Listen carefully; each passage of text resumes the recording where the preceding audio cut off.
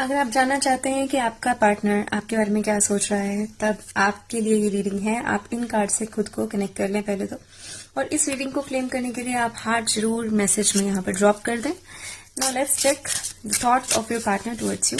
क्या सोच रहे हैं वो, क्या कहना चाहते हैं वो आपसे।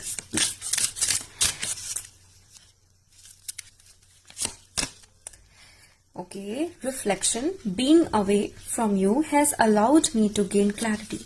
यानी कि अब कहीं ना कहीं उनको आपसे अलग होकर, आपसे जुदा होकर क्लैरिटी मिली है। उन्हें पता चला है, आपकी कमी का एहसास उन्हें हुआ है, जो कि हो रहा है। ठीक है। And soul tie, I always feel connected to you. और अब उनको वो जो कनेक्शन उन्होंने स्टार्टिंग में फील किया था, वो फिर से फील करने लगे हैं कि वाकई में कोई कनेक्शन है जो आप लोगों को जोड़े रखे हैं। Destiny, I am struggling to find the right path. तो अब वो स्ट्रगल कर रहे हैं सही रास्ता जानने में।